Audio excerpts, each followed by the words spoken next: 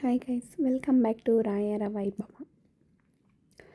ಇವತ್ತಿನ ದಿನ ನಾನು ಫಸ್ಟು ಚೆಕ್ ಮಾಡಿದ್ದು ವೆಯ್ಟ್ ಚೆಕ್ ಮಾಡಿದೆ. ಅದಾದಮೇಲೆ ಒಂದು ಗ್ಲಾಸ್ ಬಿಸಿನೀರು ಕಾಯಿಸ್ಕೊಂಡು ಕುಡಿದೆ.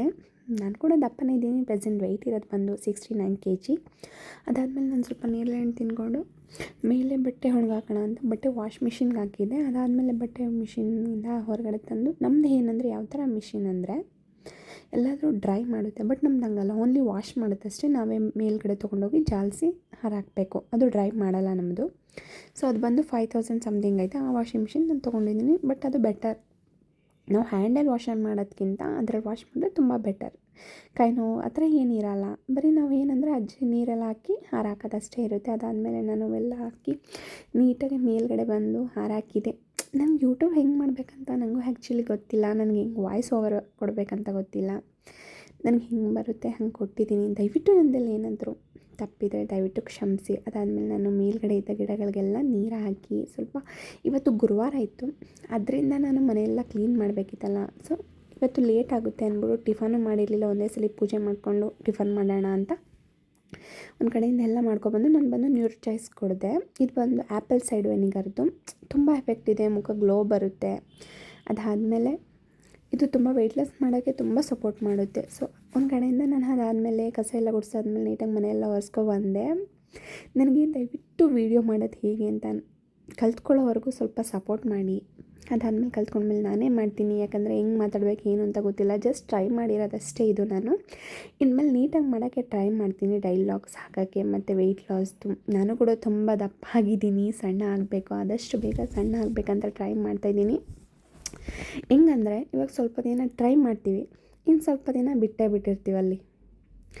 ಅದು ಕಂಟಿನ್ಯೂ ಮಾಡೋಕ್ಕೆ ಆಗ್ತಿಲ್ಲ. ಒಂದು 3 ದಿನ ಕಂಟಿನ್ಯೂ ಮಾಡಿರ್ತೀವಿ, ಮತ್ತು ಇನ್ನು 3 ದಿನ ಅದೇ ಕತೆ. ಅದಕ್ಕೋಸ್ಕರ ಇನ್ಮೇಲಾದರೂ ಸ್ವಲ್ಪ ಸ್ಟ್ರಿಕ್ಟಾಗಿ ಡಯಟ್ ಮಾಡೋಣ ಅಂತ ಮಾಡ್ತಿದ್ದೀನಿ. ನೋಡೋಣ, ನಿಮ್ಮ ಆಶೀರ್ವಾದ ಇರಲಿ. ಇನ್ಮೇಲೆ ಡಯಟ್ ಚೆನ್ನಾಗಿ ಮಾಡಿದ್ರೆ ಕಂಟಿನ್ಯೂ ಆದರೆ ನಾನು ಡೈಲಿ ಲಾಗ್ ಪಕ್ಕ ಹಾಕ್ತೀನಿ. ಅದು ವೆಯ್ಟ್ ಲಾಸ್ ಆಗುತ್ತೆ, ಬಟ್ ನಾನು ಮಾಡೋಕ್ಕೆ ಟೈಮ್ ಸಿಗ್ತಲ್ಲ ಅಷ್ಟೇ. ಅದು ಏನಂದರೆ ಕ್ರೇವಿಂಗ್ಸ್ ಜಾಸ್ತಿ.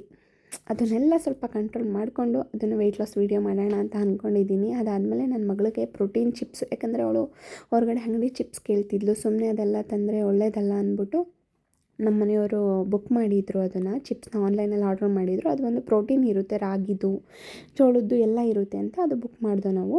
ಅದಾದಮೇಲೆ ನಾನು ದೇವ್ರ ಮನೆಯೆಲ್ಲ ಕ್ಲೀನ್ ಮಾಡಿಕೊಂಡೆ. ಇವತ್ತು ಗುರುವಾರ ಆದ್ದರಿಂದ ರಾಯರಿಗೆ ಪೂಜೆ ಮಾಡಬೇಕು ಅಂದ್ಕೊಂಡು ಕ್ಲೀನ್ ಮಾಡಿಕೊಂಡೆ. ಆದರೆ ಯಾವ ವಾರ ಮಾಡ್ತೀನಿಲ್ವೋ, ಗುರುವಾರ ಅಂತೂ ಯಾವುದೇ ಕಾರಣಕ್ಕೂ ಮಿಸ್ ಮಾಡಲ್ಲ ನಾನು ಗೈಸ್. ಏನೋ ಗೊತ್ತಿಲ್ಲ, ರಾಯರ ಮೇಲೆ ಒಂಥರ ಅಪಾರ ನಂಬಿಕೆ. ಅವ್ರು ಕೊಡಲಿ ಬಿಡಲಿ, ನಾನು ಅಂದ್ಕೊಂಡಿದ್ದು ಆಗಲಿ ಬಿಡಲಿ, ಆದರೂ ರಾಯರಿದ್ದಾರೆ ಅಷ್ಟೇ. ಅದಾದಮೇಲೆ ಪ್ರತಿ ಗುರುವಾರ ನಾನು 5 ತುಪ್ಪದ ದೀಪ ಹಚ್ತೀನಿ. ಅದು ನಮಗೆ ಸಿಕ್ಕಿರೋದು. ನಿಮ್ಗೆ ಲಿಂಕ್ ಬೇಕಾದ್ರೆ ಹೇಳಿ, ನಾನು ಕಳಿಸ್ಕೊಡ್ತೀನಿ. 5 ತುಪ್ಪದ ದೀಪ ಹಚ್ಚಿದ್ದೀನಿ.